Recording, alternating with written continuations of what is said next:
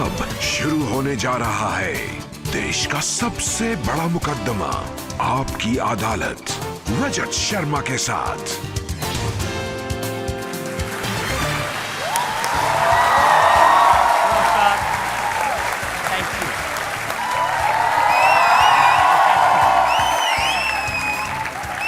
बहुत बहुत स्वागत है आपका। तो आइए शुरू करते हैं आपकी अदालत में आज का मुकदमा। आज मेरे मेहमान हैं एक ऐसे नेता जिन्होंने अब तक दूसरों को चुनाव लड़वाए हैं, जिन्होंने सरकारें बनवाई हैं, जिन्होंने मुख्यमंत्री बनवाए हैं, अब खुद अपनी पार्टी बनाएंगे। अब ये बिहार में सारी सीटों पर चुनाव लड़वाएंगे, लेकिन कहते हैं कि न खुद पार्टी के अध्यक्ष बनेंगे न मुख्यमंत्री बनेंगे। तो ऐसा और कौन हो सकता है? Please welcome Prashant Kishor.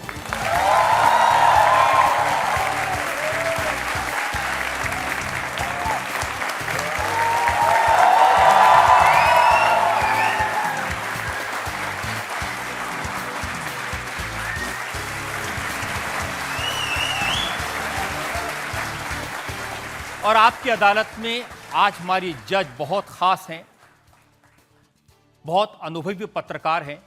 जिस समय मैंने पत्रकारिता शुरू की थी, मैंने रिपोर्टिंग शुरू की थी, उस समय इनकी रिपोर्टिंग के चर्चे पूरी दुनिया में होते थे। इनकी हिम्मत की आज भी सब लोग दाद देते हैं। Please welcome Tavleen Singh.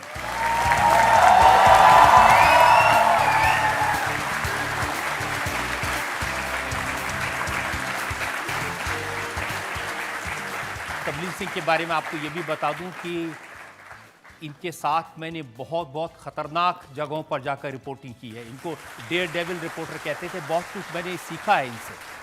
और 30 साल पहले आपकी अदालत में जब केपीएस गिल का शो किया था, उस समय जज थी। 30 साल बाद आई हैं, तो इनका स्वागत होना चाहिए।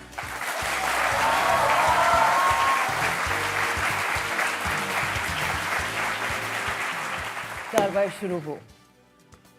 और पहला इल्जाम लगे प्रशांत किशोर पर। इससे पहले एक नजर उस बैकग्राउंड पर जिसमें आज का ये मुकदमा चलाया जाएगा प्रशांत किशोर पर। बिहार के सासाराम से यूनाइटेड नेशंस तक पहुंचने वाले प्रशांत किशोर की पहली पहचान बनी चुनावों के रणनीतिकार के रूप में। नए आइडियाज को हकीकत में बदलने वाले, राजनीति में डेटा को इंट्रोड्यूस करने वाले प्रशांत किशोर नरेंद्र मोदी को प्रधानमंत्री बनाने वाले चुनाव की स्ट्रैटेजी बनाने वालों में शामिल थे।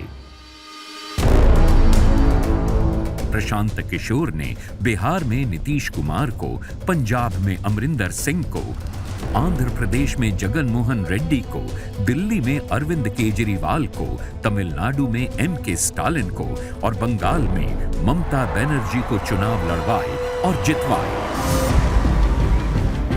10 साल तक चुनाव लड़वाने के बाद प्रशांत किशोर चुनाव लड़ने वालों में शामिल हो गए। 2 साल से बिहार के गांव-गांव की यात्रा कर रहे हैं।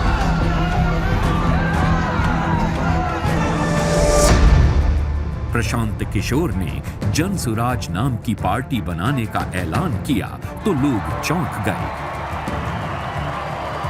पटना में जन सुराज के पदाधिकारियों की पहली बैठक ने सबके कान खड़े कर दिए।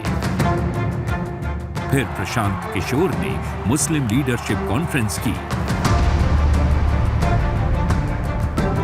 प्रशांत किशोर ने बिहार की महिलाओं के साथ संवाद किया। आपके बीच से 40 महिलाओं को विधानसभा में जिताकर अगले साल भेजेंगे। जन सुराज के साथ बड़ी संख्या में नौजवान भी जुड़ रहे हैं।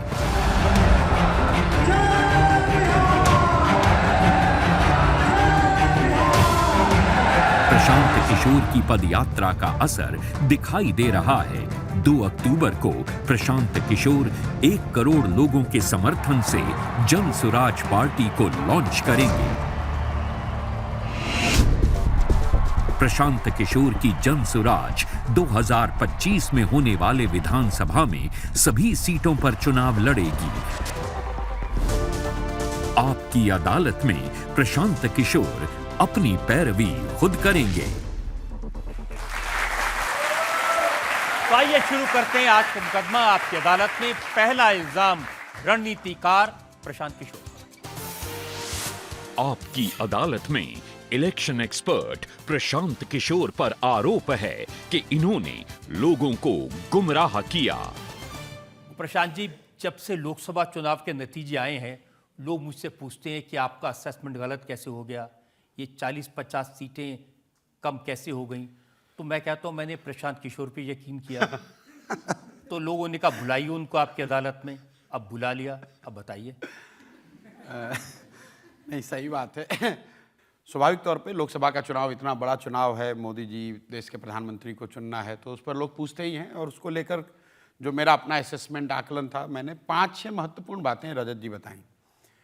पहली बात तो मैंने ये कहा कि चाहे चुनाव के नतीजे कुछ भी हों, जो देखने से लग रहा है मोर और लेस बीजेपी वापस आ रही है और एनडीए की सरकार बनेगी, मोदी जी प्रधानमंत्री बनेंगे। दूसरा मेरा आकलन ये था कि जितना वोट शेयर बीजेपी का पहले से है, उस मोर और लेस वो वोट शेयर बना रहेगा, बढ़ेगा घटेगा नहीं। तो जो चुनाव के परिणाम आए उसमें 36% उनको करीब वोट आए, 0.7% कम आया है पिछले चुनाव के मुकाबले, 2019 के मुकाबले। तीसरी जो बात मैंने कही कि उनको सीट 300 आएगी, 240 आया है, जो कि मेरा आकलन जहां गलत हुआ है। चौथी बात हमने ये कही कि जनरली पूरे देश में ऐसा दिख रहा है कि मोदी जी के सपोर्ट के इंटेंसिटी में जो कमी आई है वो बड़ा विजिबल है डेटा में, उनके व्यूअरशिप में, कि जो इंटेंसिटी हम लोगों ने 2014 में 2019 में देखी थी, जिसको आप अंधभक्ति कह लीजिए, उसमें कमी आई है। पांचवी बात हम लोगों ने ये कही कि चाहे जिसकी भी सरकार, मतलब जब भी मोदी जी जितने भी एमपीज के साथ सरकार बनाएं, सरकार बनाने के बाद तीसरे टर्म में मोदी जी दूसरे और पहले टर्म के मुकाबले कमजोर प्रधानमंत्री साबित होंगे, क्योंकि देश में जमीनी स्तर पर रूरल डिस्ट्रेस, फार्मर्स की जो प्रॉब्लम है, rural distress and growing inequality, ये बहुत बड़ा विषय बनेगा। और एक अंतिम और बात मैंने कही कि उत्तर प्रदेश की जो राजनीति है वो भाजपा और संघ के नेतृत्व के लिए एक बड़ी चुनौती रहेगी, इरिस्पेक्टिव ऑफ नंबर्स। अब इन 6 बातों में एक बात मेरा जो गलत हुआ, जिस पर लोगों का ध्यान भी है, होना भी चाहिए, कि भाई आपने कहा था कि मोरलेस उनको 300 सीट आएगी, आया 240।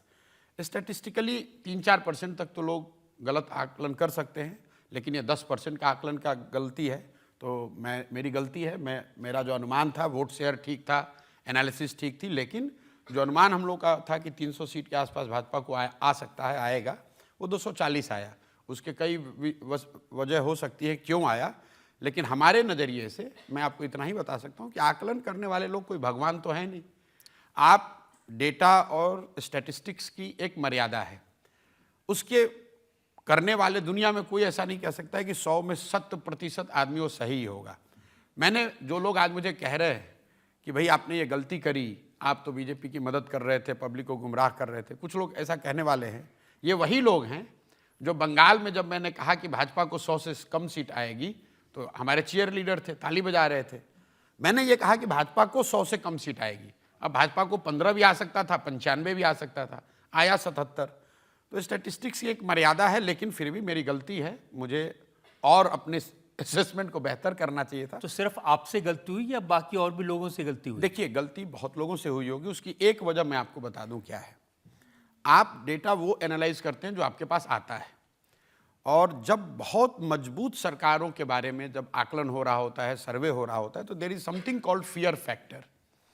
तो एक तो लोग गलत बताते हैं आपको, उनको वोट देना है किसी दूसरे को, लेकिन डर से उनको ऐसा लगता है कि ये तो भाजपा का वोट डेटा कलेक्ट करने वाला आदमी है। तो कई बार मैं ऐसा मानता हूँ, मैं सारे सेफोलॉजिस्ट और जो लोग डेटा का काम करते हैं उनके बिहाफ का उनका स्पोक्स पर्सन नहीं हूँ, लेकिन ये गलती इसलिए हो सकती है कि कई बार हम लोग देखते हैं एक फियर फैक्टर होता है जो हम लोग इलेक्शंस में यूज़ करते हैं, तो वो एक फियर फैक्टर रहा होगा। और दूसरी ये जो परसेप्शन है, हवा का रुख कि भाई मोदी जी ही आ रहे हैं, तो जिसको नहीं भी देना है वो अपने मन में कह रहे, पूछते उससे भी किसको वोट, कौन किसकी सरकार बन रही है, कह रहे मोदी जी की बन रही है। तो वो उस इनपुट ऐसे भी लोग थे प्रशांत जी जो कह रहे थे कि 4 जून को लिख कर ले लो, मोदी जी प्रधानमंत्री नहीं रहेंगे। नहीं, देखिए वो तो ठीक है, मैं कह रहा हूँ जैसे कि हमारे आकलन में 6 बिंदु है, उसमें 5 सही है, 1 गलत है। सीटों में मैं 10% से ऑफ हूँ, लेकिन जिनकी बात आप कर रहे हैं, जो आज ये कह रहे हैं कि भाई प्रशांत किशोर से गलती हो गई या अन्य लोगों से गलती हो गई, वो अपना रिकॉर्ड नहीं बता रहे हैं। जो आप कह रहे हैं कि उन्होंने कहा भाई हम प्रधानमंत्री बनेंगे, मोदी नहीं बनेंगे, या उन भाजपा को 150 सीट आएगी, तो अगर आपको ऑब्जेक्टिवली भी एसेस करना है तो किसी ने कहा 270 या 300 और आया 240, और किसी ने कहा उनको आएगा 150, आया उनको 240। Who was closer to the reality? But ये कोई वन अपमेनशिप वाली बात नहीं है, उनका अपना आकलन का तरीका है। मुझे मानने में कोई दिक्कत नहीं है कि भाई मैंने जो आकलन किया 300 का वो ठीक नहीं था, लेकिन जो ओवरऑल असेसमेंट है, और वो सिर्फ चुनाव से पहले नहीं, पिछले 5 साल से जितने भी इंटरव्यू मैंने करे हैं, हर जगह मैं ये बताता रहा हूं कि मोदी जी के सपोर्ट के इंटेंसिटी में कमी आई है। देखिए, असेसमेंट गलत हो सकती है, लेकिन आप तो राजनीति के जानकार हैं, अंदर बाहर सब जानते हैं। लोग जानना चाहते हैं हुआ क्या 400 पार के नारे ने नुकसान कर दिया? देखिए, 2-3 बातें जो ऑब्वियसली सबको दिख रही हैं। एक तो over dependence on brand Modi, कि लोगों को पता है कि ये आदमी अनपॉपुलर है, लोगों को पता है कि जनता नाराज है, फिर भी लोग कह रहे हैं अंत आते आते मोदी जी के नाम पर वोट पड़ जाएगा। और कहीं ना कहीं 2019 में जो हुआ था कि कई लोग जो चुनाव हार रहे थे या बहुत टाइट बैटल में थे, पुलवामा के बाद उनको बड़ी बहुमत से जीत मिल गई, तो लोगों के दिमाग में दैट वाज प्लेइंग कि भाई मैं गांव में जा रहा हूं, मैं उम्मीदवार हूं भाजपा का, मुझे दिख रहा है सामने से कि लोग नाराज हैं, लेकिन मैं मान रहा हूं लोग गाली देंगे, नाराज होंगे, लेकिन अंत आते आते मोदी जी को वोट दे देंगे। तो over dependence on Modi, I would say one of the major factors. Second, ये जो नारा 400 पार वाला दिया, तो नारा तो ठीक है लेकिन उसको पूरा नहीं किया। 400 पार, लेकिन क्यों? अपोजिशन वालों ने उसको पूरा कर दिया कि संविधान बदलने के लिए और आरक्षण हटाने के लिए। इसका भी मुझे लगता है कि बहुत बड़ा, अगर एक क्रेडिट अगर अपोजिशन को आप देना चाहते हैं उनके स्ट्रैटेजी को या उनके कम्युनिकेशन को, तो एक चीज़ उन्होंने ठीक करा कि ये 400 पार वाले नारे को उन्होंने संविधान और आरक्षण से जोड़ दिया। संविधान से भी ज़्यादा आरक्षण की जो बात हुई, उससे समाज के एक बड़े वर्ग को लगा कि भाई अगर इनको ताकत तो देनी है, लेकिन इतनी नहीं देनी है कि बिल्कुल ही इनकी। ये जो कैंपेन था 400 पार होगा तो आरक्षण चला जाएगा, संविधान बदल देंगे, बाबा साहब अम्बेडकर की बात पीछे रह जाएगी, इसका असर हुआ? बहुत असर है। और मुझे नहीं लगता है कि ये कोई अपोजिशन ने सोची समझी कैंपेन इस पर चलाया। ये हुआ ऐसे कि जब उन्होंने कहा 400 पार, तो भाजपा के कुछ जो बड़बोले नेता हैं खुद से उछल के कह रहे हैं कि हमें 400 पार इसलिए चाहिए कि हमें संविधान बदलना, हमें नया देश बनाना है, विदाउट रियलाइजिंग कि ये उनसे गलती हो रही है। और फिर अपोजिशन ने उसको कायदे से भुनाया। और इसको जो काउंटर किया, हमने देखे उस समय मोदी जी के भाषण, जिसमें उन्होंने मुसलमान, मटन, मुजरा, मंगलसूत्र सब कुछ घुसा दिया। नहीं, देखिए, प्राइम मिनिस्टर का जो ये राजस्थान में उन्होंने भाषण जो करा था, जहाँ से इसकी शुरुआत हुई, उस समय से भी जो भाजपा का कोर सपोर्टर है, जो मोदी जी का फैन रहा है, मोदी जी का वोटर रहा है, वो उसको भी ये बात प्रधानमंत्री के मुंह से अच्छी नहीं लगी। वो भी कह रहा है यार प्रधानमंत्री को ये बोलने की ज़रूरत नहीं थी। तो मुझे नहीं लगता है कि वो मतलब थोड़ा पुराना तरीका हो गया, और आज की तारीख में जिस तरीके की इमेजरी उन्होंने अपने लिए बनाई हुई है 10 साल से, उससे वो मैच नहीं किया। तो मुझे लग रहा है कि उसने कैडर को गैल्वेनाइज करने के बजाय और डिसअपॉइंट किया, और कई जगहों पर उससे पैनिक भी हुआ कि लोगों में ये भी बात हुई कि भाई ये हार रहे हैं या ये बैकफुट पर है, तभी तो इस तरह की बात कर रहे हैं। उत्तर प्रदेश में सबसे ज़्यादा नुकसान हुआ, जहाँ से अपेक्षा सबको ज़्यादा थी। तो सब लोग कहते हैं कि ये अमित शाह और योगी आदित्यनाथ की आपस में तकरार थी, जिसकी वजह से नुकसान हुआ। देखिए, मैं उसको व्यक्तिगत तकरार के तौर पे नहीं देखता हूँ, लेकिन अगर वाइडर पर्सपेक्टिव में देखें तो एक इसका एग्जाम्पल आपको मिलेगा 2009-10 के लोकसभा चुनाव में, जब मोदी जी मतलब नए चेहरे के तौर पर, भाजपा के चेहरे के तौर पर उभर रहे थे, और आडवाणी जी देश में भाजपा के लीडर थे। उस समय भाजपा को गुजरात में बहुत अच्छी सफलता 2009 के लोकसभा में नहीं मिली थी। जब हम 2011 से के बाद जब मैंने काम किया वहाँ पे, तो गुजरात में इस चीज़ को मैंने बहुत अध्ययन करने की कोशिश करी कि 2009 में मोदी जी कैंपेन के इंचार्ज थे, आडवाणी जी को बनना था प्रधानमंत्री, फिर वो सफलता क्यों नहीं मिली। तो ऐसा नहीं कि मोदी जी ने उसको सबटाज किया कैंपेन को, या उनके लोगों ने सबटाज किया, लेकिन जो सपोर्टर है मोदी जी का, कहीं ना कहीं उसके दिमाग में ये बात आई कि अगर आडवाणी जी जीतेंगे तो हमारे नेता मोदी जी आगे शायद पहुंचने में इनको ज़्यादा लंबा समय लग जाएगा। तो उसमें मुझे लग रहा है कि यूपी में भी ये हुआ होगा कि कई लोगों को ऐसा लगा कि अगर मोदी जी और अमित शाह वापस बहुत बड़ी बहुमत से आते हैं तो उससे योगी जी के कुर्सी पर खतरा हो सकता है।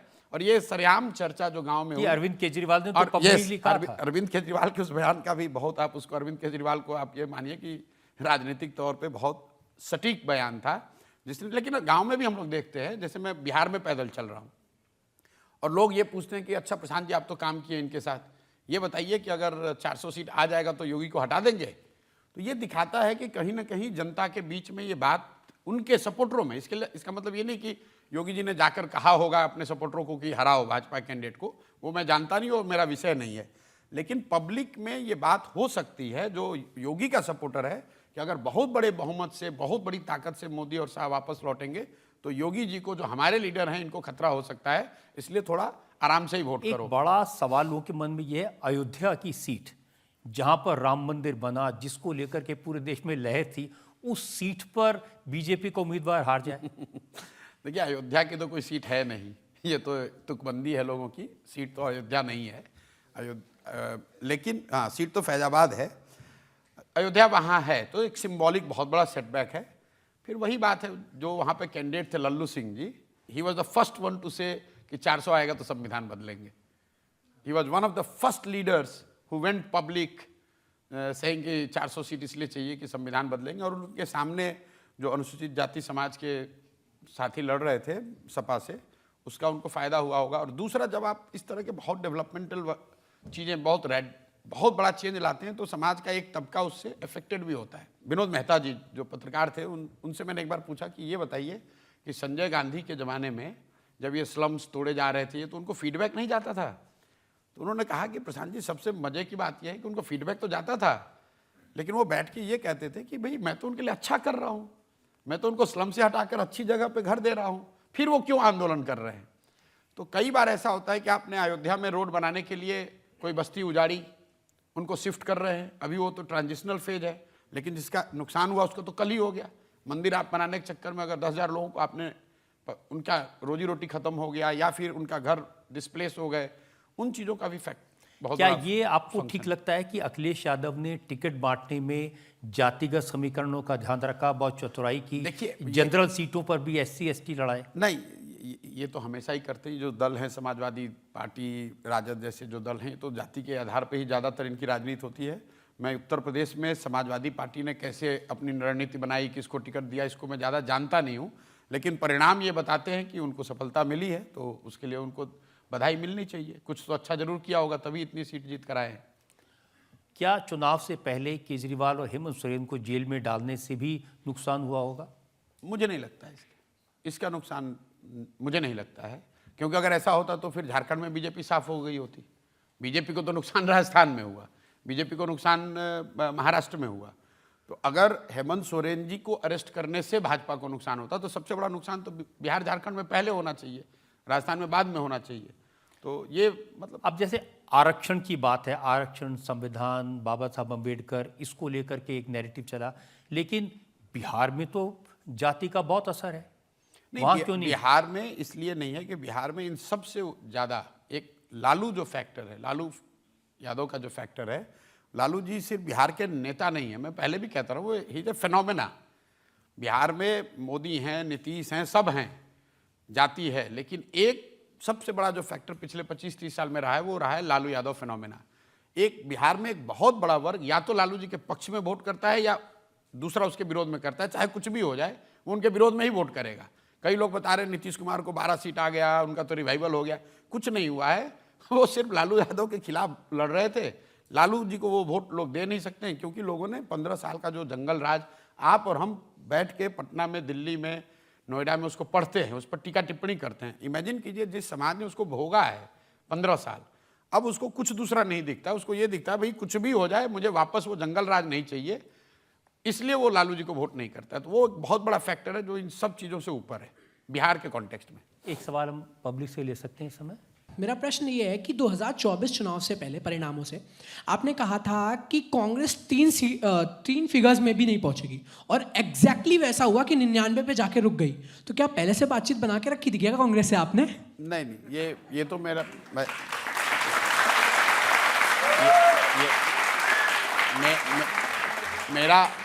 मेरा आकलन कांग्रेस को लेकर जो था, कांग्रेस ने उससे बहुत अच्छा परफॉर्मेंस किया है। मैं ये नहीं कह सकता हूँ कि मैंने कहा था कि 100 नहीं आएगा, मैंने उसको दूसरे तरीके से कहा था कि 100 सीट अगर आएगा तो I would be quite surprised.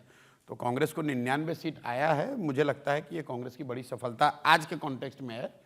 तो मेरा उसमें कोई क्रेडिट नहीं है। If anything I was wrong in assessing Congress's revival so to say. तो इसका मतलब कुछ राहुल गांधी का रिवाइवल भी होगा? नहीं, देखिए, किसी दल का जब रिवाइवल हुआ है तो उसको जो लीड कर रहा है तो उसको क्रेडिट मिलना ही चाहिए। तो to that extent Rahul Gandhi के नेतृत्व में कांग्रेस लड़ी और उनको 99 सीट्स आए हैं, तो उसका क्रेडिट राहुल जी को मिलना चाहिए। लेकिन just to put things in perspective, Indira ji की जो सबसे बड़ी हार हुई 1977 में, उस समय कांग्रेस को 154 सीट मिला था, 154। राहुल जी के नेतृत्व में जब उनकी सबसे बड़ी जीत हुई है तो कांग्रेस को 99 सीट मिला है।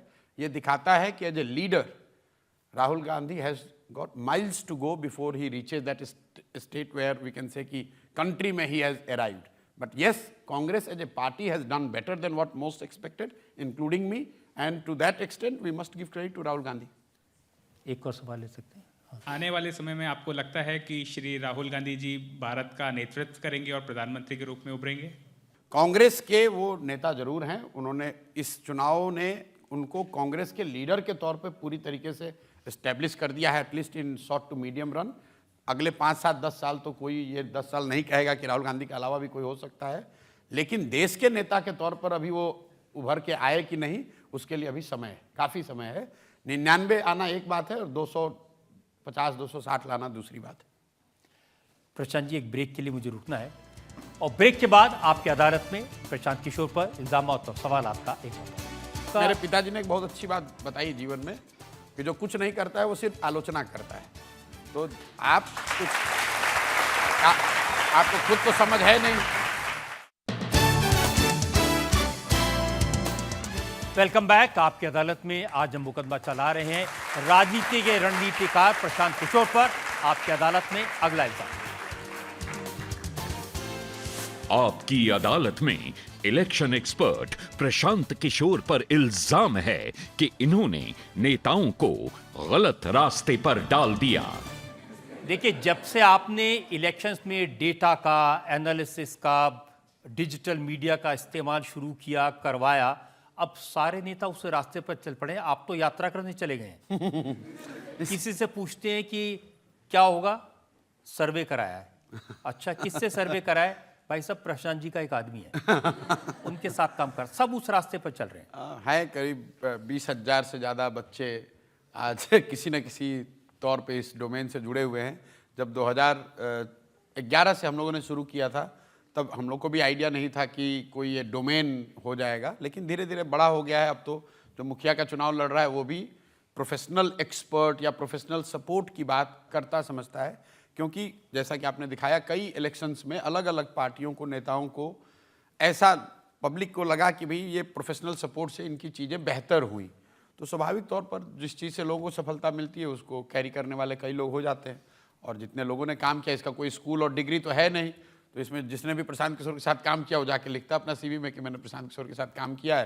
तो मुझे उससे खुशी है। बहुत लोगों को इससे रोजगार भी मिला। बहुत से लोग हार भी जाते हैं। नहीं, अब ऐसा है कि अगर कोई डॉक्टर आपका इलाज कर रहा है और रोगी का डेथ होता है तो अब उसके लिए आप मेडिकल कॉलेज को तो दोषी नहीं ठहराएंगे। लेकिन ये साइंस है कितना एक्यूरेट? हमने देखा कि एग्जिट पोल में सब गलत हो गए। नहीं, देखिए, पहली बात तो कि मैं कोई पोलस्टर नहीं हूँ। जो हम लोग करते हैं, हम पोलस्टर नहीं हैं।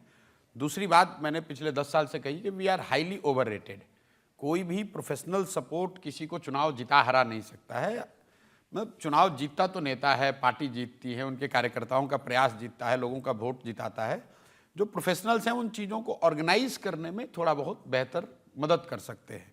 मतलब अगर आप किसी का ऑपरेशन कर रहे हैं तो आपको ऑपरेशन थिएटर चाहिए, डॉक्टर तो बढ़िया होना ही चाहिए, लेकिन साथ में अगर आपके असिस्टेंट साथ न हो तो आप बढ़िया सर्जन, अच्छे सर्जन होने के बावजूद, अच्छे ऑपरेशन थिएटर में काम करने के बावजूद आपसे कुछ गलती हो सकती है, आपको तकलीफ आ सकती है। अगर आपका सपोर्ट सिस्टम अच्छा है तो you would be able to deliver things better. तो पहले तो आप क्रेडिट इतना दीजिए नहीं किसी को कि भाई प्रशांत किशोर या किसी इस तरह के व्यक्ति ने या संस्था ने किसी को जिता दिया, हरा दिया। At best on the margin we bring little bit of efficiency in the whole thing. नहीं, यहाँ तो उल्टा हो गया। गलती एग्जिट पोल करने वालों ने की और ब्लेम हमारे ऊपर आ गया। आपके ऊपर? हाँ, मीडिया नहीं, के ऊपर, मीडिया के ऊपर, ठीक कि बात सब है। सब गलत हो गए। नहीं, मैं फिर वही और कहूंगा कि ये तो स्टॉक एक्सचेंज का रेट बढ़ाने के लिए किया गया ये तो देखिए बेवकूफ़ी वाली बात है। अगर मान लीजिए कि किसी को पता था कि ये रिजल्ट आना है तो रिजल्ट को उसके लिए चेंज करने की क्या जरूरत है? स्टॉक मार्केट को तो आप दोनों साइड से गेम कर सकते हैं। अगर आपको मालूम था कि 240 आ रहा है तो आप मार्केट में शॉर्ट होकर भी पैसे कमा सकते थे, तो उसके लिए आप गलत क्यों करेंगे? देखिए, गलती लोगों से हो सकती है। मैं फिर से दोबारा कह रहा हूं, मैं कोई एग्जिट पोल करने वालों को पोलस्टर का स्पोक्स पर्सन नहीं हूं, मैं खुद पोलस्टर नहीं हूं, मैं तो उनका उस डेटा का इस्तेमाल करने वाला हूं। लेकिन किसी से गलती हो सकती है, वो एक बात है। उसके पीछे मोटिव डालना, जब तक कि आपके पास प्रमाण ना हो, मुझे लगता है कि ठीक नहीं है। कमरे में बैठ के चाय पीते पीते टीका टिप्पणी करना और अपने को एक्सपर्ट बताना एक बात है, और प्रोफेशनली चीज़ों को करके आकर सामने अपना गला फंसाना कि नहीं ये चीज़ होगा। स्वाभाविक है, 10 चीज़ कही जा रही है तो 8 हो सकती है, तो 8 भी तो सही हुआ ना भाई। तुम तो बाहर बैठ के खाली टीका टिप्पणी कर रहे थे। मेरे पिताजी ने एक बहुत अच्छी बात बताई जीवन में कि जो कुछ नहीं करता है वो सिर्फ आलोचना करता है। तो आप कुछ आपको खुद तो समझ है नहीं, और सेफोलॉजी कोई मतलब इलेक्टोरल सेफोलॉजी कोई इंडिया का डोमेन नहीं है, वर्ल्ड वाइड होता है। बहुत बड़े बड़े एक्सपर्ट, बहुत बड़े बड़े विद्वान लोग इसमें जुड़े हुए हैं। इंडिया में भी ये चीज़ें इवॉल्व हो रही हैं। तो yes, this time probably all who were involved in it they will look into their system, they will improve. Telephone आप यूज़ करते थे, पहले हैंड वाला यूज़ करते थे, पेजर यूज़ करते थे, अब मोबाइल यूज़ कर रहे हैं उससे, और हर दिन हर चीज़ में इंप्रूवमेंट हो रहा है, इसमें भी इंप्रूवमेंट होगी। अब दूसरा, आपने लोगों को सिखा दिया इलेक्शन में ट्विटर का, फेसबुक का, यूट्यूब का इस्तेमाल करना। नहीं, मैंने नहीं सिखाया। वो तो देखिए, मैं हमेशा कहता हूँ कि हम लोग इन चीज़ों का बहुत ज़्यादा, इन चीज़ों को ओवररेट करते हैं कि फेसबुक से या ट्विटर से या यूट्यूब से कोई चुनाव जीत सकता है। मतलब गांधी जी ने जब आंदोलन किया होगा तो उस समय पोस्ट कार्ड था, तो पोस्ट कार्ड का इस्तेमाल किया। आज वो चीज़ फेसबुक है तो आप फेसबुक पर लिख रहे हैं। महत्व फेसबुक और पोस्ट कार्ड का नहीं है, महत्व इसका है कि उस पर क्या लिखा गया है और लिखने वाला कौन है।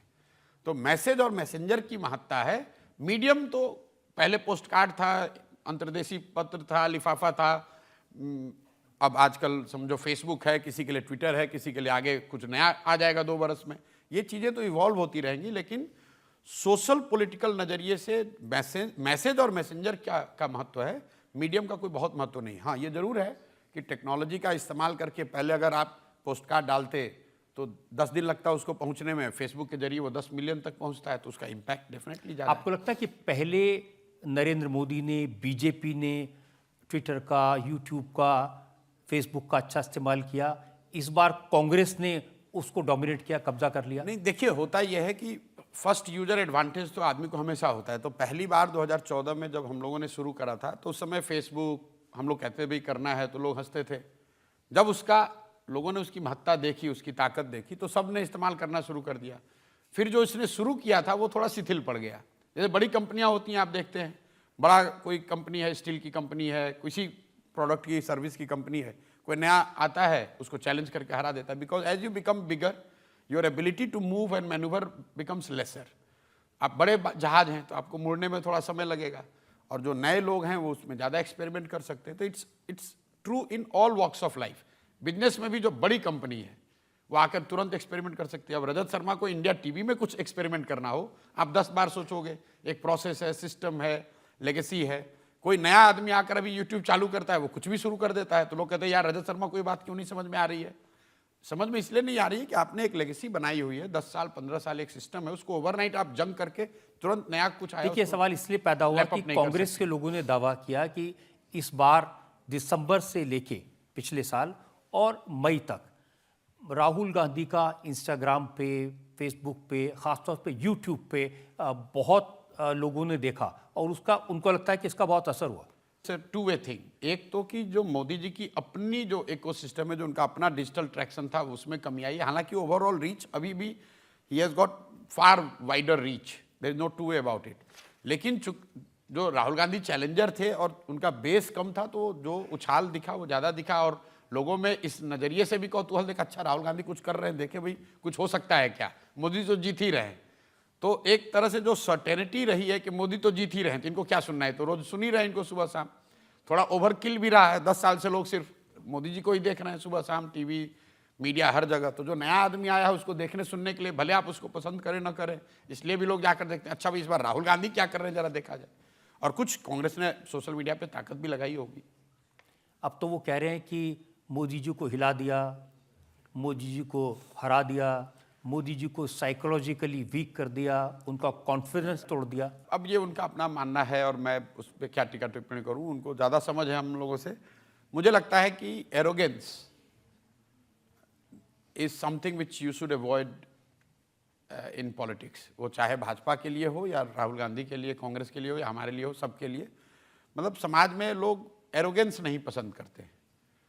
तो अगर वो बहुत एरोगेंट दिखेंगे अपनी जीत या हार में, जो जीतने वाला भी आदमी एरोगेंट दिखता है तो पब्लिक को पसंद नहीं है।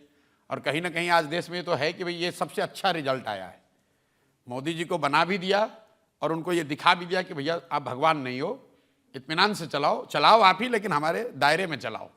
ये जनता ने मैसेज दिया है, चलाओ आप। उन्होंने ये नहीं कहा कि राहुल गांधी चलाओ, वो ये कह रहे हैं मोदी तुम चलाओ, लेकिन डिक्टेटर की तरह मत चलाओ, लोकतांत्रिक लीडर के तौर पे चलाओ। ये मैसेज जनता ने दिया है कि थोड़ा संभल के चलिए। लेकिन राहुल गांधी ने तो कहना शुरू किया जून से ही कि ये सरकार गिर जाएगी, ये ज़्यादा दिन नहीं चलेगी। अब देखिए राहुल जी हम लोग से बहुत ज़्यादा उनका अनुभव भी है, उनको समझ भी है। मैंने सरकार के चलने ना चलने को लेकर जो बात मुझे समझ में आ रही है कि ये इस पर डिपेंड करता है कि अगले 2.5 साल में जो 9 राज्यों के चुनाव हैं, स्टार्टिंग विथ जम्मू कश्मीर, उसके बाद हरियाणा होगा, महाराष्ट्र होगा, दिल्ली, झारखंड, बिहार, मुझे लगता है वेस्ट बंगाल, तमिलनाडु और असम, ये 9 राज्यों के चुनाव के परिणाम तय करेंगे कि ये सरकार की स्टेबिलिटी को क्या होता है और इस सरकार का आगे का डायरेक्शन क्या होगा। इन 9 राज्यों में अगर भाजपा 5-6 राज्य हार जाए तो निश्चित तौर पे स्टेबिलिटी को लेकर इशू होगा। लेकिन आपको लगता है कि ऐसी बातें एक सिस्टम के थ्रू चलाई जाती है? जैसे अब आरक्षण की बात, एक आदमी कहता था, राहुल जी ने कहा कि सरकार गिरने वाली है, तो फिर खड़गे जी, तेजस्वी यादव, संजय सिंह, जो जहां होगा वो यही बात बार बार कहेगा। नहीं देखिए, अभी तक तो हम लोग राहुल गांधी और ऑपोजिशन को ये क्रिटिसाइज कर रहे थे कि ये कोऑर्डिनेटेड एक्शन नहीं करते हैं। तो अगर उन्होंने अपने एफर्ट्स को, अपने कम्युनिकेशन को कोऑर्डिनेट कर लिया है तो we should thank them, we should applaud their effort. उसमें कोई दिक्कत नहीं है, वो अपना नैरेटिव कोऑर्डिनेटेड तरीके से रख रहे हैं, इसमें उनको शिकायत क्यों होनी चाहिए। तो जो उनकी कमी थी, अपेरेंट कमी थी, उसको शायद उन्होंने थोड़ा बेहतर किया है। Now they are appearing more cohesive as a unit, they are appearing more aggressive. और इसमें कोई, देखिए देश के लिए अच्छी बात है, लोकतंत्र के लिए अच्छी बात है, कम से कम पार्लियामेंट में डिबेट हो तो रहा है, तो इसमें कोई घबराने वाली ऐसी बात नहीं है। अगर कांग्रेस को 100 के बजाय 125 भी आ जाए या उल्टा भी हो जाए कि कांग्रेस कल 240 आ जाए और भाजपा को 100 आ जाए, ये देश के जनता के लिए, लोकतंत्र के लिए अच्छा है। वो नेताओं के लिए अच्छा हो या ना हो, अच्छा तब नहीं है जबकि ऑपोजिशन के 25-30 है और एक ही पार्टी के 400 आ जाए, वो नहीं होना चाहिए। तो इसमें कोई दिक्कत नहीं। अगर कांग्रेस का रिवाइवल, तो आपका अच्छा ही हुआ कि 400 पार नहीं हुआ। नहीं, अगर आप मेरे से व्यक्तिगत पूछोगे तो बिल्कुल ही मैं तो यही कहूँगा कि बहुत अच्छा हुआ कि 400 पार नहीं हुआ, वरना मुझे बिहार में भी ये काम नहीं करने देते। कहते भाई वंशराज बंद करो, तुम भी ये यहीं भाजपा का। अगर इनको कई लोगों को लग रहा है कि आप तो भाजपा के, अरे भाई इस चुनाव से अगर सबसे ज़्यादा किसी को फायदा है तो हमारे जैसे लोगों को फायदा है, जो कि ऑल्टरनेट कुछ खड़ा करने की कोशिश कर रहे हैं, लोगों को ये बता रहे हैं कि भाई नहीं, आपको नया प्रयास करना चाहिए, नई व्यवस्था बनानी चाहिए। अगर भाजपा को 350-400 सीट आया होता तो आपको क्या लगता है हमको बिहार में थोड़ी ना काम करने देते, नहीं करने देते काम। तो आप मानते हैं कि देश की जनता बहुत समझदार है? बहुत समझदार है। मैं मानता नहीं, इस चुनाव के परिणाम से पहले नहीं, मैं पहला आदमी हूँ जो 5 साल से कह रहा हूँ कि ये मत मानिए कि बस अब मोदी का एरा आ गया और बस इन्हीं को सब वोट पड़ेगा, ऐसा नहीं है। इस देश में विपक्ष कभी कमजोर हो ही नहीं सकता है, विपक्षी पार्टियां कमजोर हो सकती हैं। जिस देश में रजत जी 60 करोड़ लोग आज भी दिन का 100 रुपया नहीं कमाते हैं, वहाँ पर आप चाहे जितना ऐड चला लो, जितना PR कर लो, जितना फेसबुक, ट्विटर और यूट्यूब को कंट्रोल कर लो, 100 करोड़ आदमी आज भी 100 रुपया नहीं कमा रहा है, वो आपका बंधुआ मजदूर नहीं बन सकता है। एक सवाल जनता में से ले सकते हैं। हाँ सर, आपने कहा था कि अगले 10 से 20 साल तक हमारी देश की राजनीति बीजेपी के इर्द गिर्द घूमेगी, तो क्या अपने बयान पे अभी भी उतना ही कायम है?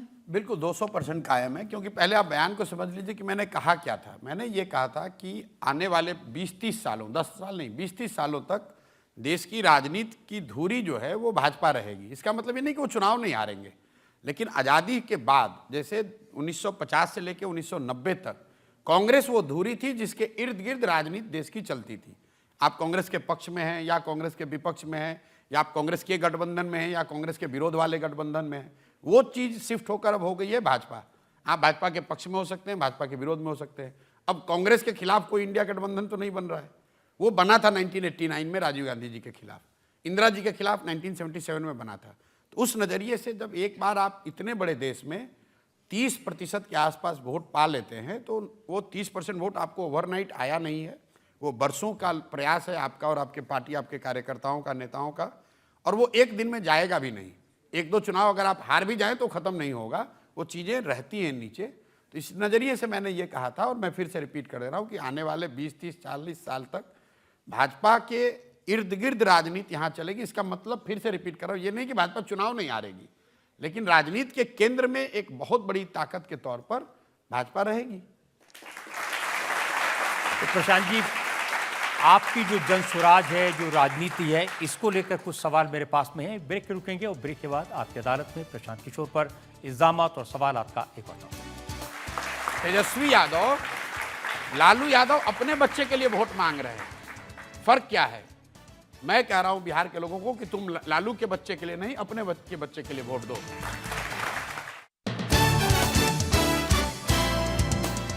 Welcome back. आपकी अदालत में आज हमारे मेहमान हैं प्रशांत किशोर। प्रशांत किशोर जो एक पॉलिटिकल पार्टी बनाने वाले हैं। आपकी अदालत में अगला इल्जाम। आपकी अदालत में जनसुराज पार्टी के सूत्रधार प्रशांत किशोर पर आरोप है कि ये बेसब्र हैं। प्रशांत जी हमेशा बहुत बेचैन रहते हैं, बेताब रहते हैं। 2 साल की यात्रा की, आप कह रहे हैं बिहार में सारी सीटों पर लड़ेंगे, आप कह रहे हैं कि इतनी सीटें आएंगी कि गिनना मुश्किल हो जाएगा। नहीं, देखिए ये बात तो ठीक है, मैं थोड़ा इम्पेशेंट तो ज़रूर हूँ, वो मेरे स्वभाव का हिस्सा है। Stability scares me. मुझे लग रहा है कि मुझे लगता है कि जब चीज़ें एकदम स्टेबल हो गई, आराम से चल रही हैं, तो वो मुझे अच्छा नहीं लगता है। तो मैं चाहता हूँ कि वो हमेशा कुछ ना कुछ चैलेंजिंग रहे। जल्दी में रहते हैं? थोड़ी जल्दी भी है, उम्र 45 साल 46 साल हो गई है, तो उतना समय नहीं बचा है कि कुछ ज़्यादा बड़ा कर पाए, तो उस हिसाब से थोड़ा इम्पेशेंट कह सकते हैं। लेकिन जो मैं काम कर रहा हूँ उसको बहुत स्थिरता से कर रहा हूँ। देखिए, राहुल जी ने एक अपनी पदयात्रा की देश की, 6 महीने में पूरा देश चल दिए, पूरा कश्मीर, उन्होंने कन्याकुमारी से शुरू किया, कश्मीर तक पूरा पैदल चल गए 6 महीने में। मैं एक दिन भी ब्रेक नहीं लेता हूं। अगर दिल्ली 1-2 दिन आया हूं बीच में, या लोकसभा में चूँकि यात्रा इलेक्शन कमीशन ने रोक दी थी इसलिए मैं दिल्ली में था, वरना मैं ब्रेक नहीं लेता हूं, बिहार में ही रहता हूं, उसी गाँव में सोता हूं। इसके बावजूद पिछले 2 बरस में सिर्फ मैं 18 जिले ही बिहार के चल पाया हूँ पैदल, 60% चल पाया हूँ। तो उस नज़रिए से तो मैं बहुत धीरे चलने वाला आदमी हूँ। लेकिन ये ज़रूर है कि जब इसको बना रहे हैं इतनी मेहनत करके, तो पूरा मतलब पीस मिल में नहीं बना रहे हैं, ये सोच के बना रहे हैं कि बिहार में व्यवस्था बदलनी है, और अगर बदलना है तो उसके लिए पूरे बिहार में ही चुनाव लड़ना होगा। अब देखिए, मुकाबले में कौन है? तेजस्वी यादव 12 साल से राजनीति में हैं, 40 महीने मिनिस्टर रहे हैं, इतना अनुभव है उनके पास। आपके पास क्या है? 2 साल की यात्रा। नहीं, ठीक बात है। तेजस्वी यादव, देखिए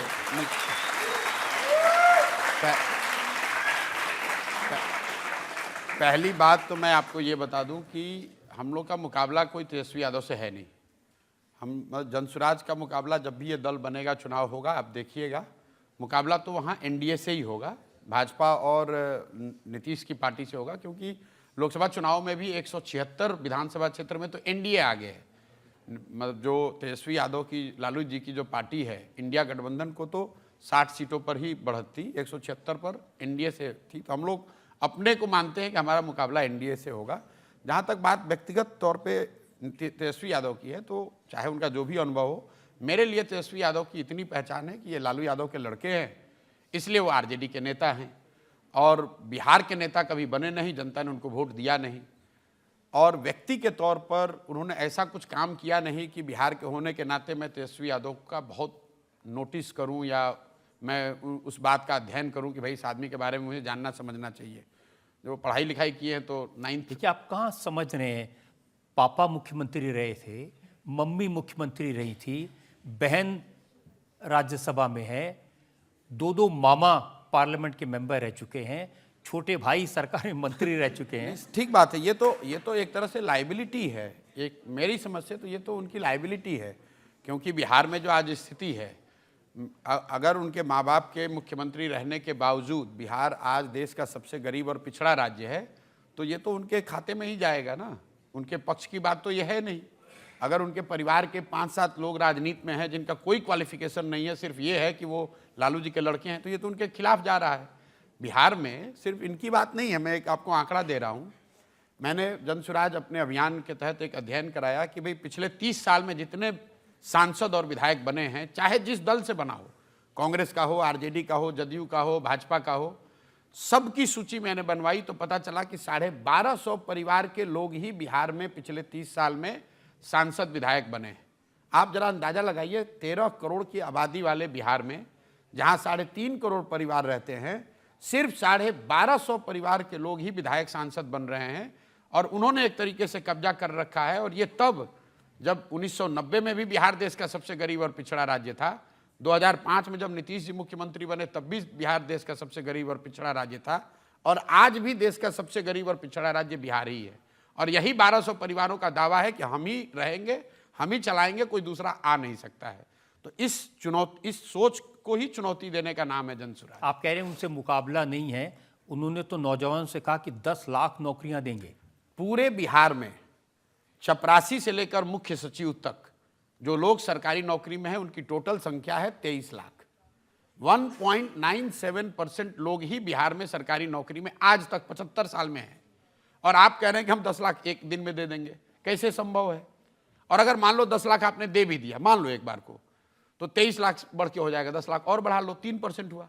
97% बिहार का तो फिर भी कुछ नहीं होने वाला है। 40% लोग तो बिहार में भूमिहीन है, उसके लिए क्या कर रहे हो?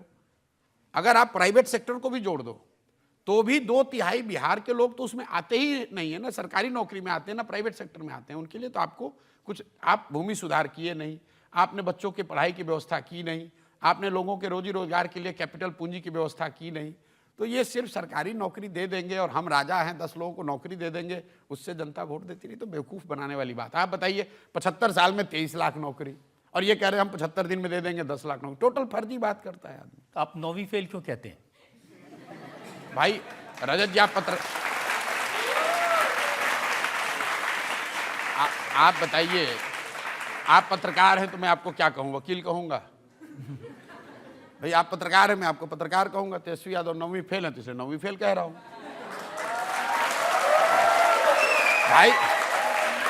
भाई अब अभी ऐसा है, जीवन में पढ़ाई की तो कोई उम्र है नहीं। अभी से पास हो जाए, 10वीं पास हो जाए, मैं उनको 10वीं पास कहने लगूंगा। इतने लोग हैं जो, अरे मैं जो नहीं पढ़े लेकिन अच्छा, जैसे कामराज थे, हाँ। बिल्कुल पढ़े लिखे नहीं थे, लेकिन उन्होंने कांग्रेस की अध्यक्षता चलाई, इंदिरा गांधी को प्राइम मिनिस्टर बनाया। देखिए मेरी बात आप जमीन पर सुनिए, मैं ये नहीं मानता हूं कि पढ़ाई होने से ही लोग समझदार होंगे, ऐसा मैं नहीं मानता हूं। लेकिन कई बार क्या है कि आपकी आर्थिक सामाजिक स्थिति ऐसी होती है कि आप पढ़ नहीं पाए, आपको पढ़ने की सुविधा नहीं मिली। लेकिन जैसा कि आप खुद बता रहे थे, जिसके पिताजी मुख्यमंत्री, माताजी मुख्यमंत्री, वो व्यक्ति 9th क्लास पास न करे, ये दिखाता, सिर्फ ये नहीं दिखाता कि वो पढ़ने में अच्छे खराब है, ये दिखाता है कि शिक्षा को लेकर उनके मन की सोच क्या है, शिक्षा की महत्ता कितनी उनके मन में है। आप ये बताइए कि बिहार का एक साधारण लड़का,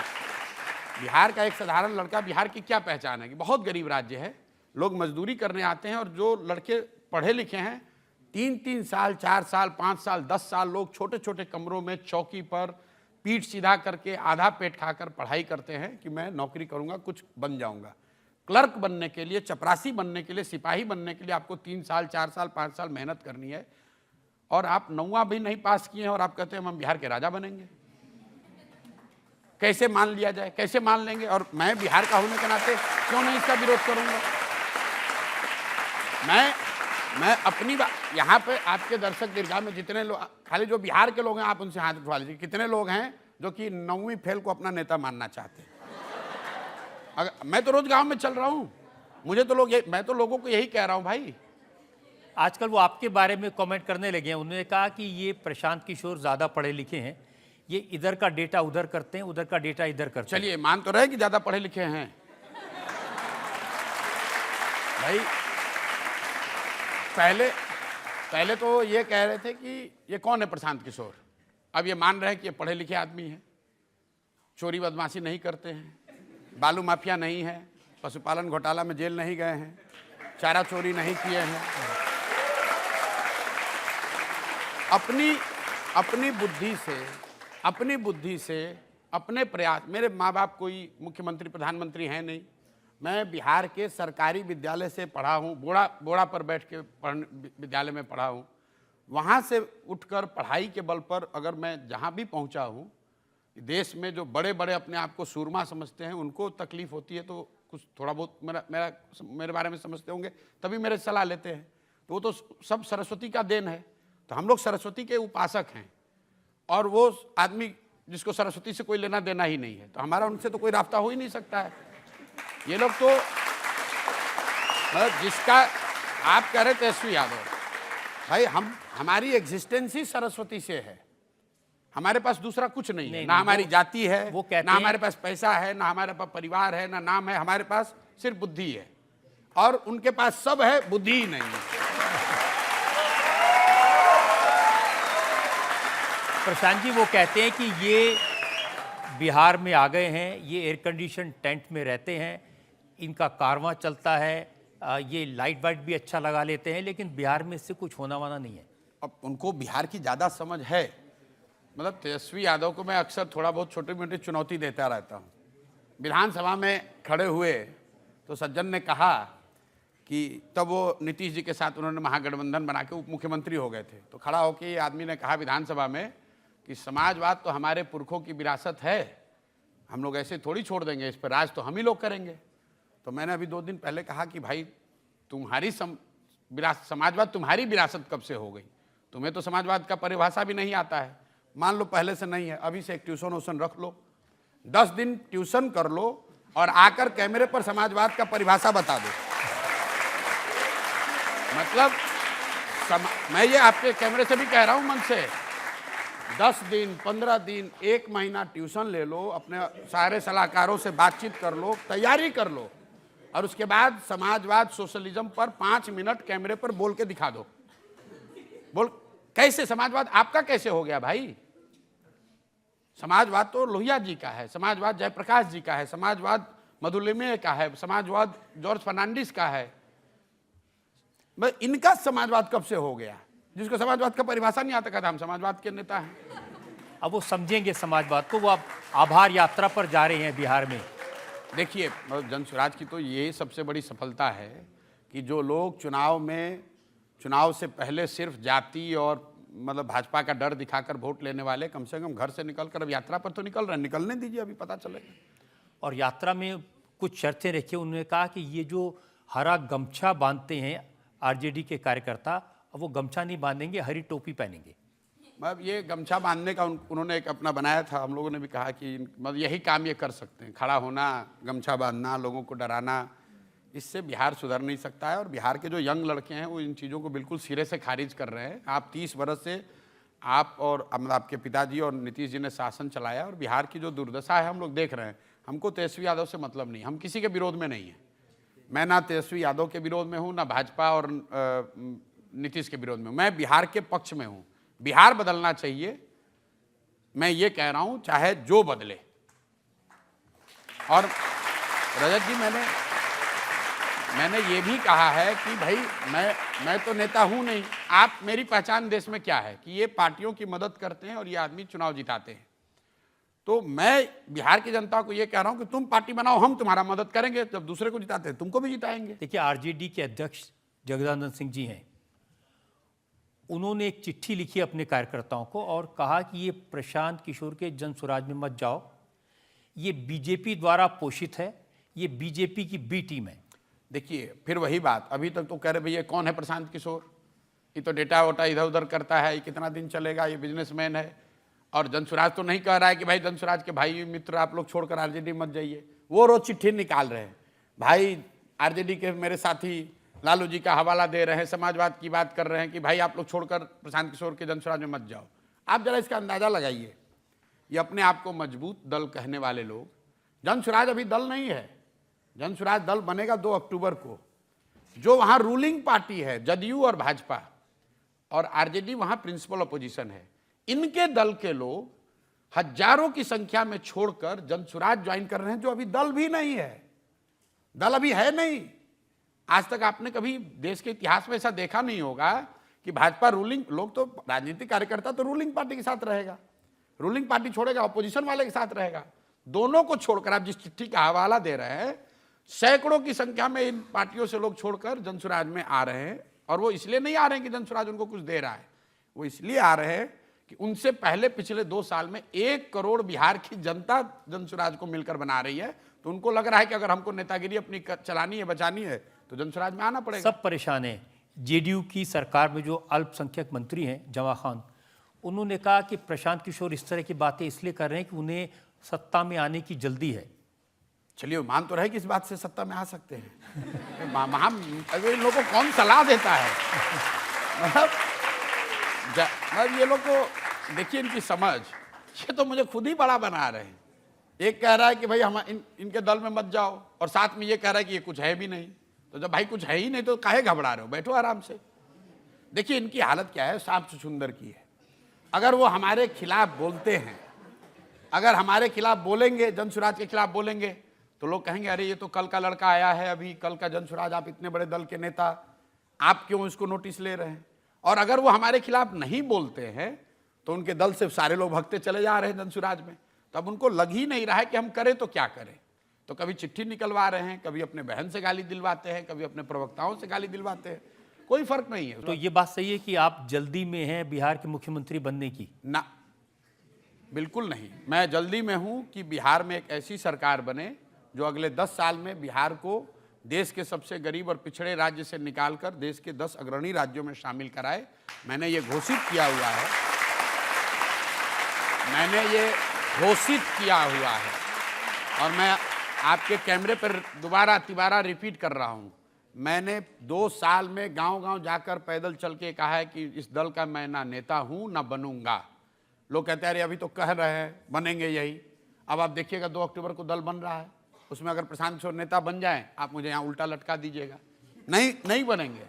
2 तारीख के बाद भी प्रशांत किशोर गांव में पैदल ही चल रहे होंगे, क्योंकि मैंने ये संकल्प लिया हुआ है। लोग ये कह रहे हैं कि कितना भी प्रयास कर लीजिए, बिहार की जनता नहीं सुधरेगी, वो जाति से नहीं निकलेगी। तो मेरा संकल्प, मेरा प्रयास जनता के साथ है कि चाहे 3 बरस पैदल चलना पड़े या 10 बरस, जब तक बिहार की जनता को समझाकर एक बेहतर व्यवस्था बनाने के लिए तैयार नहीं कर लेंगे, तब तक प्रशांत किशोर पीछे नहीं हटने वाले हैं। आप ये मान कर चलिए कि मैं पूरा इसके लिए संकल्पित हूं, एकदम पीछे नहीं हटूंगा। और निश्चित तौर पर बिहार की जनता को ये बात समझ में आ रही है। हमने अगर 2 साल में कभी ये भी कहा हो कि किसको वोट देना है, मैं तो ये भी नहीं कह रहा हूं किसको वोट देना है। मैं पूरे जन स्वराज अभियान में बस इतना ही कह रहा हूं, इसको 1 मिनट आपका समय लूंगा, कि भाई आपने जिस किसी को वोट आज तक दिया, जिस बात के लिए वोट दिया, वो आपको थोड़ा या कम मिला है। अगर आपने मोदी को मंदिर के लिए वोट दिया, मंदिर बना। अगर आपने 5 किलो अनाज के लिए मोदी को वोट दिया, तो बिहार में जितना भी भ्रष्टाचार है 4 किलो अनाज मिल रहा है। अगर आपने नीतीश को बिजली के लिए वोट दिया, बिजली बिहार में आ गई। अगर आपने लालू जी को पिछड़े वर्ग के आवाज़ और सम्मान के लिए वोट दिया, तो पिछड़े वर्ग को आवाज़ सम्मान मिल गया। लेकिन पूरे बिहार में एक ही चीज़ है, लोगों ने अपने बच्चों के पढ़ाई और रोजगार के लिए आज तक किसी को वोट नहीं दिया है। तो मैं जन स्वराज के तहत इतना ही कह रहा हूं कि जिसको वोट देना है दो, लेकिन वोट पढ़ाई और रोजगार के लिए दो, अपने बच्चों के लिए दो, नेताओं के बच्चों के लिए मत दो, मंदिर मस्जिद के लिए मत दो, जाति के लिए मत दो। मैं यहाँ जितने लोग बैठे हुए हैं, मैं आपको ये बताना भी चाहता हूं और आपको चुनौती भी दे रहा हूं। 2 बरस में अगर प्रशांत किशोर ने अपने मुंह से एक बार भी कहा हो कि जन स्वराज को वोट दो या प्रशांत किशोर पे भरोसा करो, मैं तो गांव-गांव में जाकर ये कह रहा हूं कि अगर 10 प्रशांत किशोर भी आएंगे तो तुम्हारी दशा नहीं सुधरेगी। ये तब सुधरेगी तब जब अपने बच्चों के लिए तुम वोट दोगे। सिंपल बात है। तेजस्वी यादव, लालू यादव अपने बच्चे के लिए वोट मांग रहे हैं। फर्क क्या है? लालू यादव अपने बच्चे के लिए वोट मांग रहे हैं। मैं कह रहा हूं बिहार के लोगों को कि तुम लालू के बच्चे के लिए नहीं, अपने बच्चे के लिए वोट दो। इनकी पीड़ा तो लगेगी लगेगी। देखिए, मैंने एक घोषणा की बिहार में कि गरीब से गरीब आदमी भी गरीब से गरीब घर का लड़का भी अगर राजनीति में आना चाहता है, उसमें क्षमता है, जज्बा है, मेहनत करने को तैयार है और समाज उसके साथ खड़ा है, तो जन सुराज अपने खर्चे पर उसको चुनाव लड़ाएगा। पूरा इन्होंने बवाल मचा दिया कि अरे ये आदमी कह रहा है कि पैसा देकर चुनाव लड़ाएगा। अरे भाई, ये लोग तो वो हैं जो नेताओं से पैसा लेकर टिकट देते हैं। अब आप बताइए कि मैं कह रहा हूं कि गरीब से गरीब आदमी भी पैसा नहीं है, पैसे की वजह से अगर नहीं राजनीति कर पा रहा है तो जन सुराज उसकी मदद करेगा, तो हमें गाली दे रहे हैं। उनको यही तो वो इस्तेमाल करते हैं कि भाई तुम राजनीति क्यों नहीं कर सकते हो, तुम काबिल हमसे ज्यादा नहीं कर सकते हो, क्योंकि तुम्हारे पास पैसा नहीं है, क्योंकि तुम्हारे पास जाति नहीं है, तुम्हारे पास बाहुबल नहीं है। ये तीनों चीज हम इसके ठेकेदार हैं। तो जन सुराज ये कह रहा है कि तुम जाति से मत डरो, पैसे की चिंता मत करो, चुनाव लड़ाने के समीकरण की चिंता मत करो, वो चिंता अपने भाई अपने बेटे प्रशांत किशोर पर छोड़ो, तुम खड़ा हो, हम तुमको चुनाव लड़ाकर जिताएंगे। देखिए, बिहार में तो लोग ये कहते हैं कि चाहे जन सुराज जीते, चाहे आरजेडी जीते, चाहे बीजेपी जीते, चाहे जेडीयू जीते, मुख्यमंत्री नीतीश कुमार ही बनेंगे। हाँ, अभी तक तो ये रहा है। ऐसा इसलिए रहा है कि बिहार की जनता ने, यहाँ के लोगों को भी ये समझना चाहिए। कई बार लोगों को लगता है कि लालू जी इतने बड़े नेता है, बिहार में यही जीतते हारते हैं। लालू जी अपने दम पर, बिहार की जनता ने लालू जी को सिर्फ एक ही बार चुनाव जिताया है। पिछले 30 वर्ष में लालू यादव की पार्टी बिहार अपने दम पर एक ही बार जीती है, 1995 में। नीतीश कुमार को आज तक बिहार की जनता ने पूरा नहीं जिताया। इसलिए मैं बार बार कहता हूं कि जो बिहार की दुर्गति है उसके लिए निश्चित तौर पर लालू और नीतीश जिम्मेवार हैं, लेकिन इसके लिए गुनाहगार अगर कोई है तो वो कांग्रेस और भाजपा है।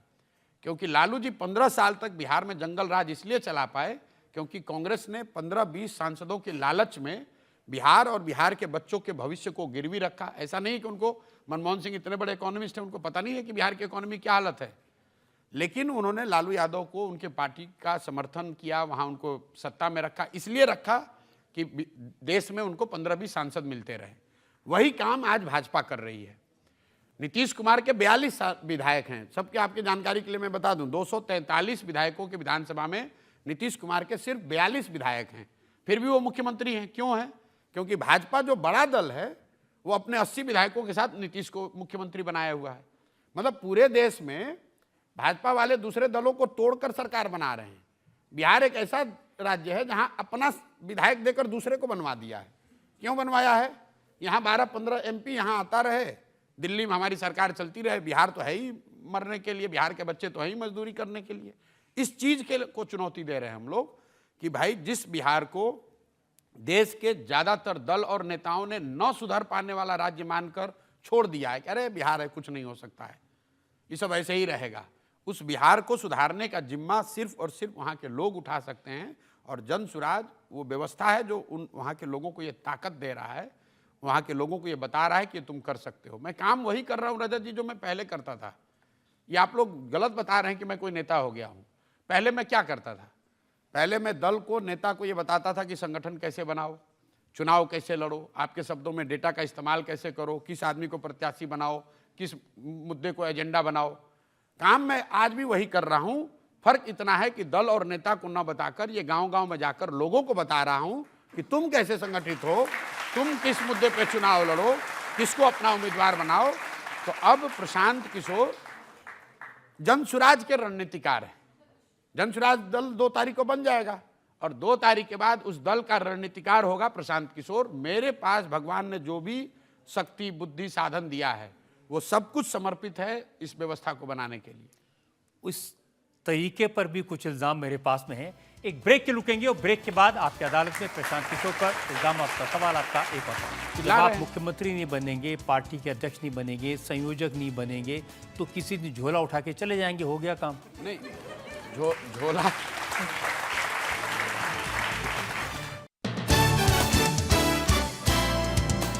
Welcome back. आपकी अदालत में आज हम मुकदमा चला रहे हैं प्रशांत किशोर पर। आपकी अदालत में अगला इल्जाम। आपकी अदालत में जन सुराज पार्टी के सूत्रधार प्रशांत किशोर पर आरोप है कि ये जिम्मेदारी से भागते हैं। प्रशांत जी, ये यात्रा आपने निकाली, पार्टी आप बनवाएंगे, रणनीति आप बनाएंगे, लोगों को चुनाव आप जितवाएंगे, लेकिन अपने ऊपर जिम्मेदारी नहीं लेंगे, मुख्यमंत्री नहीं बनेंगे, पार्टी के अध्यक्ष नहीं बनेंगे। मुख्य काम क्या है? पार्टी बनाना तो बाई प्रोडक्ट है। सबसे कठिन काम है वहाँ के समाज को जगाना, समझाना, तैयार करना कि एक नई व्यवस्था से तुम्हारा जीवन सुधर सकता है। तो वो जिम्मेवारी तो मैंने अपने कंधे पे ले रखी है कि पार्टी बनने से पहले भी और पार्टी बनने के बाद भी गांव-गांव में लोगों को जाति, धर्म, मुर्गा भात से ऊपर उठाकर वोट करने की जो समझाने की जो जिम्मेवारी है वो प्रशांत किशोर की जिम्मेवारी है। अगर लोग वैसे उस आधार पर वोट करेंगे तो बहुत काबिल लोग चुनकर आएंगे। और मैं ऐसा नहीं मानता हूं कि प्रशांत किशोर बिहार के एकमात्र काबिल व्यक्ति हैं। बिहार के गांव-गांव में मेरे से ज़्यादा समझदार और काबिल लोग हैं। ज़रूरत इस बात की है कि उनको इकट्ठा किया जाए। इसीलिए मैं इस दल का नेता नहीं हूं। आपने पूछा कि आपका दल में पद क्या है, तो दल में पद मेरा सूत्रधार का है। मैंने आपकी पूरी वेबसाइट को खंगाला, कौन है प्रशांत किशोर, पार्टी में क्या है, क्या पोजीशन है, क्या इनकी अकाउंटेबिलिटी है, क्या रिस्पॉन्सिबिलिटी है, कहीं कुछ नहीं है। पार्टी नहीं है ना। पार्टी जब 2 तारीख को बनेगी तो उसमें आपको दिखेगा कि किसकी क्या जिम्मेवारी होगी। मैं अपनी जिम्मेवारी आपको पहले बता दे रहा हूं कि ऐसा नहीं होगा कि 2 तारीख के बाद मैं अलग हट जाऊंगा। 2 तारीख के बाद भी इस अभियान के मुख्य सूत्रधार के तौर पर देखिए, मैं जो मान आगे लीजिए चलता चुनाव रहूंगा। जीते, सरकार बनी, अब उस सरकार को अगर आप नहीं चलाएंगे तो जनता किसके पास जाएगी? नहीं, देखिए, इसको लेकर हम लोगों ने पहले हम 2 साल पैदल चले। तो मेरा पहला लक्ष्य था कि बिहार के समाज को समझाकर एक दल बनाया जाए, जो दल किसी व्यक्ति, किसी जाति, किसी परिवार का ना हो, बिहार के लोगों का हो। उसमें सफलता मिली है। पहली बार इस देश के इतिहास में, मैं ऑन रिकॉर्ड कह रहा हूं, 1 करोड़ लोग साथ में आकर दल बना रहे हैं। ऐसा आज तक हुआ नहीं। मतलब भाजपा जैसी बड़ा अपने पीठ ठोकने वाले के संगठन वाले दल का दावा करने वाले लोग बिहार में भाजपा के ऑफिशियली 67 लाख मेंबर होने का दावा करते हैं। अभी हम लोग दल बने नहीं हैं। दल बनने के बाद आप भीड़ जुटा ले, वो अलग बात है। 1 करोड़ लोग मिलकर दल बना रहे हैं। तो ये पहला लक्ष्य है। जब एक बार लक्ष्य ये हो गया, अब मेरा मार्च का हम लोग का घोषित प्रोग्राम है कि मार्च में हम लोग पूरे बिहार के अगले 10 साल के विकास का जो हम लोग का अपना विजन है, अपना जो प्रोग्राम है, उसको पब्लिकली जारी करेंगे। और सिर्फ बिहार के विकास का एजेंडा नहीं जारी करेंगे। मैं आपको फिर बता रहा हूं ऑन रिकॉर्ड, बिहार में 8,500 पंचायत हैं। हर पंचायत का अलग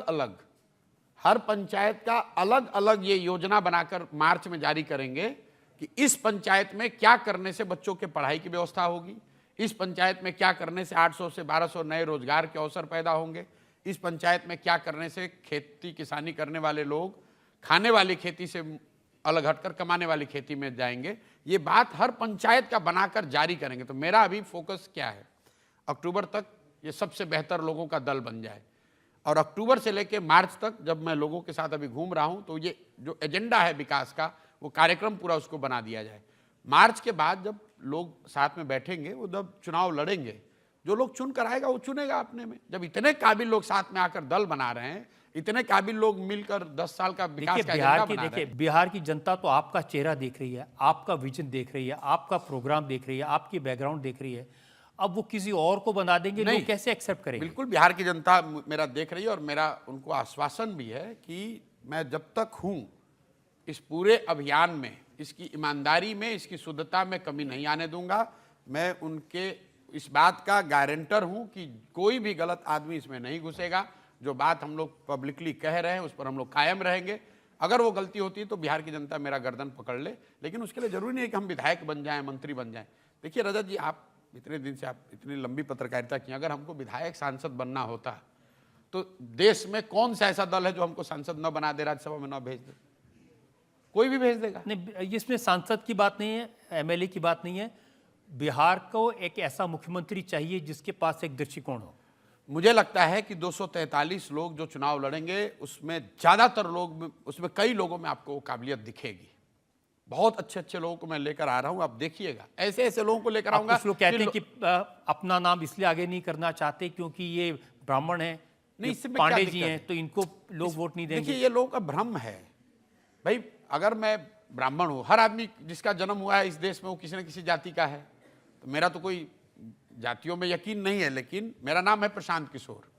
अब आरजेडी जैसे लोग जो जीवन में जाति के आगे कुछ ना आगे जानता है ना पीछे जानता है, तो कहता है इनका नाम है प्रशांत किशोर पांडे। अरे भाई, मेरे पिताजी का नाम है डॉक्टर श्रीकांत पांडे, मेरा नाम है प्रशांत किशोर पांडे। वो इसलिए करते हैं ताकि अपने समाज में मैसेज दे कि जो गरीब है, जो पिछड़ा है, उसको कहे कि ये सवर्ण है। मैंने खुले मन से कहा है कि भाई ये बता दो कि नीतीश कुमार जी मुख्यमंत्री हैं, वो भी किसी जाति के हैं, उनके जाति की संख्या कितनी है? 2% से कम है बिहार में। वो 18-19 साल से मुख्यमंत्री हैं, तो ब्राह्मणों की संख्या तो 3-4% है वहां पे बिहार में। भाई जिस समाज से लालू जी आते हैं उसकी संख्या कितनी है? 15-16% है। 15-16% से तो आप बिहार नहीं जीत सकते। तो आप किसी भी जाति के हों, आपको बड़ा सामाजिक राजनीतिक गठजोड़ तो बनाना ही पड़ेगा। सिर्फ अपनी जाति के आधार पर तो आप जीत नहीं सकते हैं। तो ये एक भ्रम फैलाना कि भाई हमारी जाति को छोड़कर, हमारे परिवार को छोड़कर कोई नहीं आ सकता है बिहार में, यही करके तो ये लोग राज कर रहे हैं। और मैं उसको चुनौती दे रहा हूं, मैं डरता हूं नहीं। जब आप अपना जब चिल्ला आप रहे हैं। मुख्यमंत्री नहीं बनेंगे, पार्टी के अध्यक्ष नहीं बनेंगे, संयोजक नहीं बनेंगे, तो किसी दिन झोला उठा के चले जाएंगे, हो गया काम। नहीं,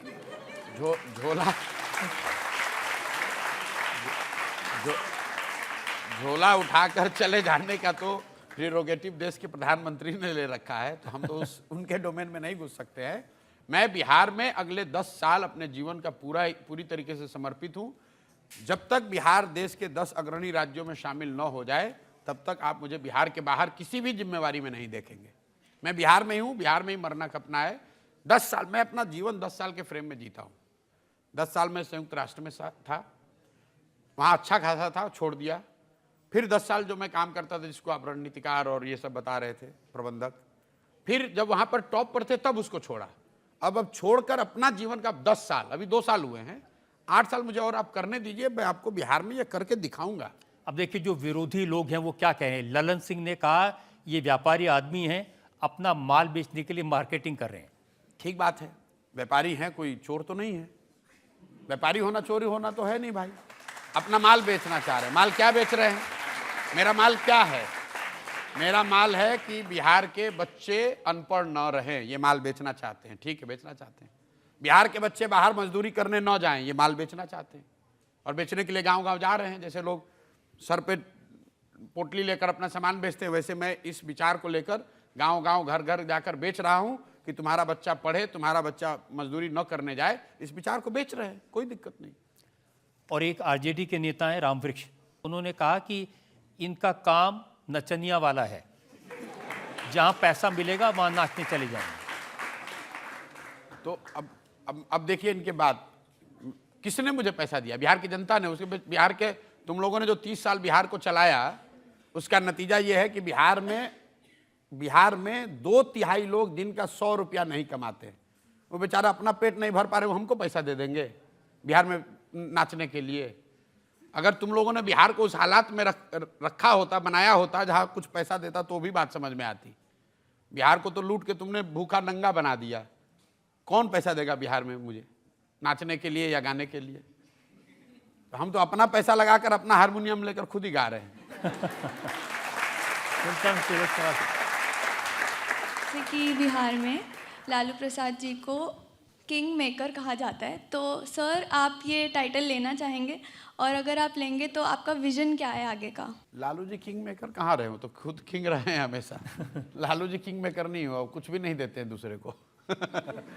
आप उनके विधायकों को जाकर पूछिएगा, जिसको मंत्री बनाते हैं, तो उसमें भी वही मंत्रालय देते हैं जो उनके पास कुछ ना हो, सारा अपने ही पास रखते हैं। ये लोग, इनकी वो ताकत नहीं है, इनका वो कैरेक्टर नहीं कि किसी को कुछ भी दे सकें। जो है वो सब परिवार के लिए है। आप कह रहे हैं कि बिहार में आपकी पार्टी सभी सीटों पर चुनाव लड़ेगी, इसके लिए आप फंड की व्यवस्था कहां से करेंगे? हम लोग डिसेंट्रलाइज क्राउड फंडिंग की सबसे बड़ी व्यवस्था देश में खड़ी कर रहे हैं। जैसे 2011-12 से पहले आपको देश में ज़्यादातर लोगों को ये नहीं पता था कि सोशल मीडिया भी एक जरिया हो सकता है चुनाव प्रचार प्रसार का, वैसे ही बिहार जैसे राज्य में मैं एक व्यवस्था खड़ी कर रहा हूँ, जहाँ घर बैठे लोग अपने मोबाइल के जरिए जन स्वराज की इस व्यवस्था को डोनेट कर पाएंगे। हम लोग का लक्ष्य ये है कि बिहार की 13 करोड़ आबादी में से कम 2 करोड़ आबादी से, 2 करोड़ लोगों से 100-100 रुपया चंदा लिया जाए बैंकों के जरिए। अगर 2 करोड़ लोग 100-100 रुपया भी देंगे तो जन स्वराज के खाते में 200 करोड़ रुपया होगा। और 200 करोड़ रुपया 243 विधानसभा क्षेत्रों में चुनाव लड़ने के लिए काफ़ी है। अब आप कहेंगे पहले से क्यों नहीं हुआ है? पहले से इसलिए नहीं हुआ है कि एक तो पैसा देने की व्यवस्था नहीं बनी हुई है कि कैसे दिया जाए, प्लस लोगों में वो जागरूकता नहीं है। लोग तो समझते हैं नेता पहले से लूट के बैठा हुआ है, इसको क्यों पैसा दें। लेकिन अगर आप ध्यान से समझेंगे कि बिहार चाहे जितना भी गरीब हो, 2 करोड़ लोग तो ऐसे जरूर हैं जो कि 100 रुपया दे पाए। तो हम लोग गांव में जाकर क्या कह रहे हैं कि अगर तुम 100 रुपया साल में दे दोगे तो तुमको राशन कार्ड बनाने में 2500 रुपया घूस नहीं देना पड़ेगा। अगर तुम 100 रुपया दोगे तो तुमको इंदिरा आवास के लिए 20,000 रुपया घूस नहीं देना पड़ेगा। तुम्हें पासपोर्ट वेरिफिकेशन में 1500 रुपया नहीं लगेगा। हम एकदम टेंजिबल बात, शिक्षा सुधरेगी, स्वास्थ्य सुधरेगी नहीं कह रहे हैं। जो तुम्हारे जेब से पैसा लग रहा है, दाखिल खारिज में रसीद काटने में 20,000 रुपया लग रहा है, तुम 100 रुपया दो, तुम्हारे साथ तुम्हारा नेता ऐसा व्यक्ति होगा जो तुमसे ये पैसा नहीं तो आपका असेसमेंट क्या है? और मैं चाहूँगा, चूंकि आपका बहुत बड़ा मंच है, कि देश की जनता ये देखे, आकर आप मेरा गर्दन भी पकड़ें जब दल बन जाए, ये पैसा बैंकों के जरिए जन स्वराज के पास आया कि नहीं आया। बिल्कुल लोग देने के लिए तैयार बैठे हैं। मुझे रोज सैकड़ों लोग ये कह रहे हैं भैया कब शुरू कीजिएगा, हम लोग एकदम देना चाहते हैं। 100 रुपया क्यों नहीं देंगे भाई? साल में 100 रुपये देना है, 2 करोड़ आदमी को देना है, 200 करोड़ रुपया जमा हो जाएगा, लड़ लेंगे। मैंने आपको क्या कहा, हम सरस्वती के उपासक हैं, बुद्धि है तो लक्ष्मी आ जाएंगी।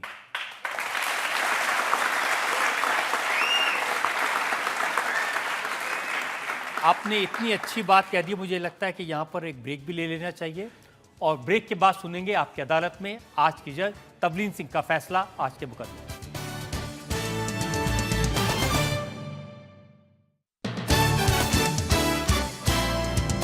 Welcome back. आपकी अदालत में आज जज ने मुकदमा चलाया चुनाव के रणनीतिकार प्रशांत किशोर पर। प्रशांत किशोर से पूछा पिछले लोकसभा चुनाव के बारे में, आने वाले बिहार विधानसभा के चुनाव के बारे में, जन स्वराज के बारे में, उनके सपने के बारे में।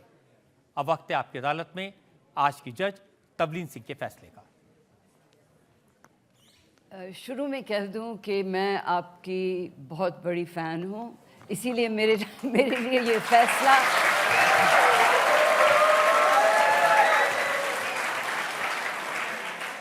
लेकिन एक शिकायत है आपसे। वकील साहब ने जो आपको जिम्मेदारी से भागने वाली बात कही, उससे मैं सहमत हूं। आप जब तक मुख्यमंत्री नहीं बनेंगे बिहार के, तब तक कोई बदलाव नहीं आने वाला, आपकी पार्टी जितनी बड़ी हो जाए।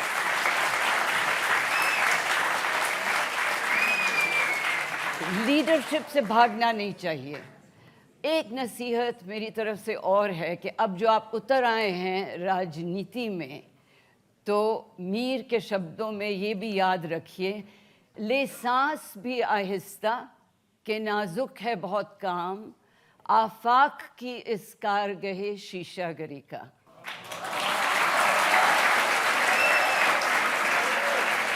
आप कुछ कहना चाहते हैं कि जज साहिबा भी कह रहे हैं जिम्मेदारी ले लीजिए, मैं भी कह रहा हूँ जिम्मेदारी से मत भागिए। मैं इतना ही आपको कहूँगा कि मेरी जिम्मेवारी है, आपकी अदालत में भी कह रहे हैं और जनता की अदालत में गांव-गांव जा कह रहे हैं, बिहार को एक प्रॉस्परस स्टेट बनाने के लिए जीवन का जो कुछ भी करना पड़ेगा सब कुछ करेंगे।